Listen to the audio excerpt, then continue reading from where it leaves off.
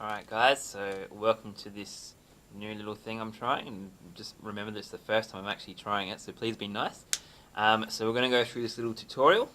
I'm going to introduce a new concept, and the idea is that you guys can actually learn it at home without me being there, and then if there's any issues and stuff, you can actually come see me about it during lesson time or during study lessons and things, and we can sort out any issues.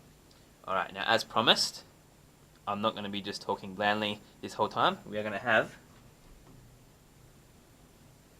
some background music. I'm not sure how loud it is right now. Might be loud enough now. Anyway, let's just start, and I'll probably switch it down a bit. Okay. Let's just start with identifying certain parts of a circle like we've always done. Alright, so you guys successfully identified today that there is a sector of a circle here. Okay, what that means is that is actually a section where the point comes down to the middle. Okay, there's an angle theta, and we have our two radius on the side, and we have this arc length around the outside. I'm going to call that L. Okay, so we're going to look at how we can actually work out the length of that arc length. Okay, I feel like this might be a bit too loud. Let's try it like that. So when we look at circles normally, okay, we can work out what's the circumference of the whole circle, right? And we do that by, let's go with a different pen color here. You can do pi times diameter, but because we're working with radius, we'll just do that one there. So C equals 2 pi r. Okay. Now what we've actually got is a fraction of the whole circumference. Okay, so this length, which we're trying to work out the length of, is actually a fraction of the whole circle's circumference. Okay, the angle in here gives us the information we need to work out what fraction it is. Now we can do it in two ways. We introduced last lesson the concept of radians. Okay, hopefully they're not too scary for you right now. But let's just work in degrees now, and then we'll look at radians after as well. So in terms of degrees, this angle, okay, comes out of a maximum of 360 degrees for the whole circle, which means this length here on the outside is actually a direct proportion of that angle in regards to the circumference. What I mean by that is if our whole circumference is this size, okay, this section here, all you need to do is multiply that by theta over 360. Okay, so I will get to an example afterwards, but let's just use this and let's just run with this, and we'll see what we end up. So instead of C, okay, we're not going to have C anymore. We're actually going to have our L. So not C anymore, but L. I know you guys don't like me rubbing things out, so I almost did, but we just went with that. Now, let's look at it in terms of radians. Now, when I spoke to you guys the other day about radians, and we actually defined what it was, a radian is literally the relationship between that arc length and the radius, okay? So when we look at theta in terms of degrees, right, as I was saying, that is the artificial human-made sort of concept. The radian is the literal, this is what it is. Okay, the relationship for radians is actually very, very simple. Let's do it in a different color. Okay,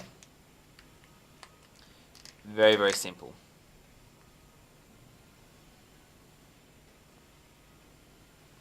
Length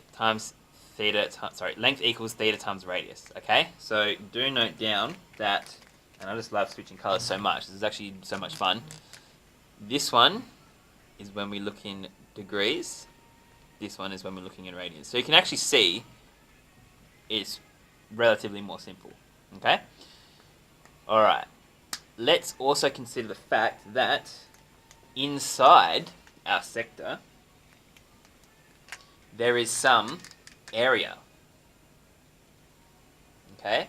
Inside the circle, and it's in there as well. Okay? There is some area. Similarly to what we did up here, alright? That area is a fraction of that whole circle's area, okay? So again, we consider, I just love shuffling these colors, this is actually amazing. Consider the area of the whole circle, okay? So area equals pi r squared of a circle. Okay.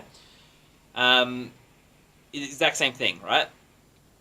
We just need to multiply that by the fraction of the circle we have. And we have, in terms of degrees, we have theta out of 360. Okay? So that is basically the way we do it for degrees. Now, instead of, we can shorten it down a little bit, but we didn't up here, so we won't do that. All right, let's work on radians. Okay.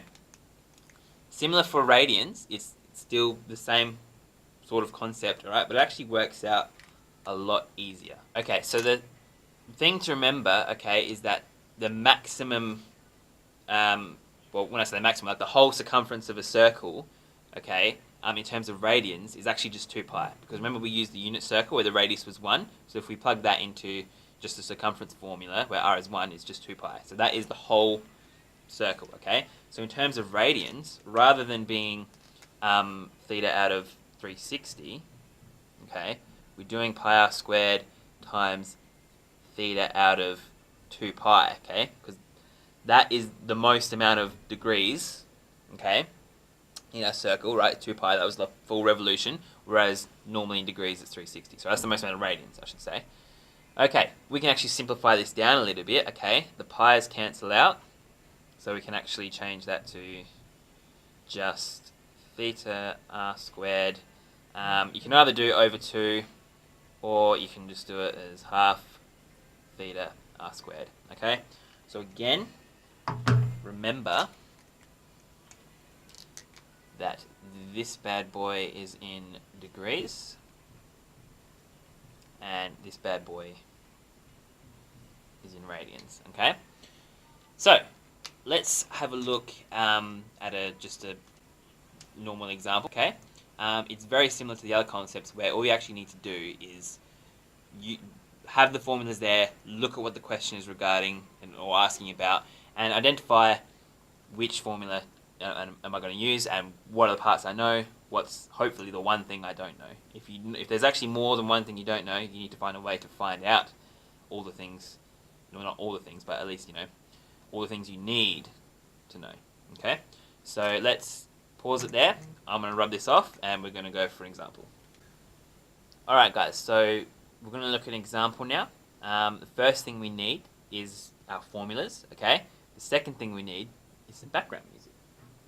Yeah boy. Alright, so let's get our formulas up.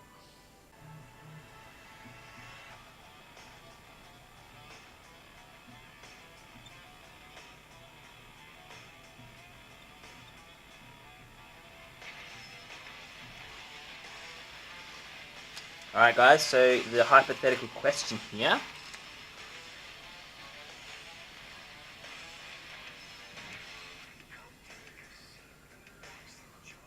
Okay. We're going to have an angle here, 30 degrees.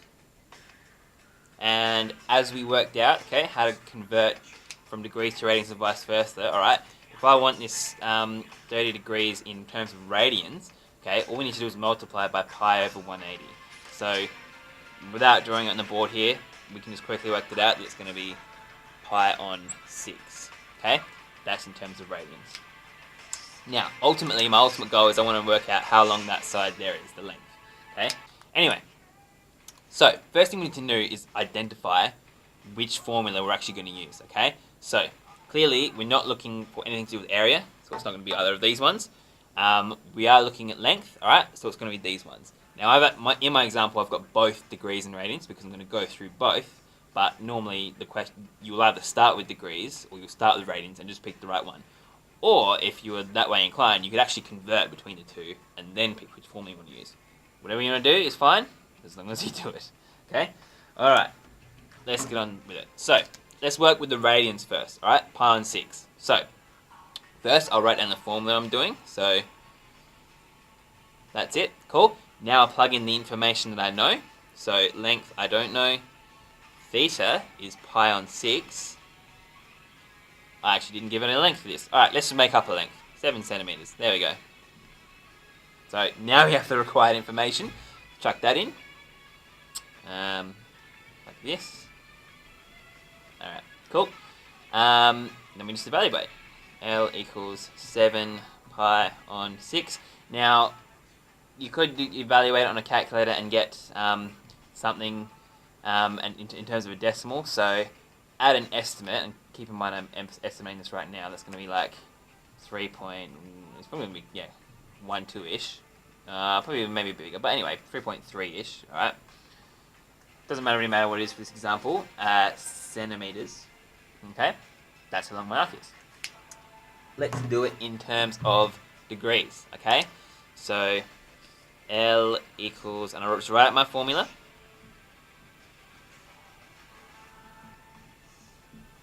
Okay, stick in the parts that I know.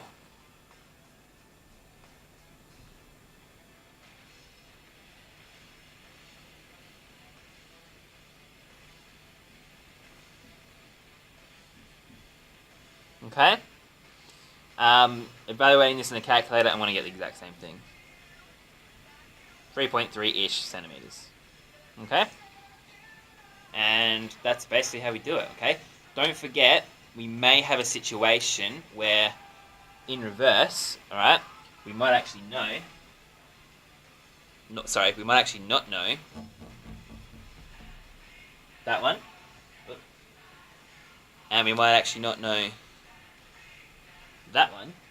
Okay, that might actually be given as, let's just go 3.3 centimeters. All right, and then I know I'm getting sort of shuffled around here, but then let's use the formula backwards. Okay, so 3.3 is equal to 30, and I'm going to stop that playing because otherwise you guys will work out that I actually listened to James Blunt. Right. Anyway, sorry, got caught up there. That was very important though. 2 pi r. Okay, and the idea is then we shuffle it around. R equals, and it's hopefully going to be 7 centimeters.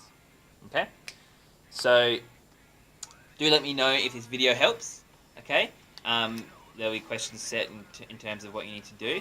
And yeah, look, if there's any troubles, alright, we will go through it in class, okay? But let's just see how this goes. If you have a go with questions and you can actually do at least some, I think this might be a really good tool we can use going forward. So let me know how it goes, and I'll see you in class. Thanks a lot.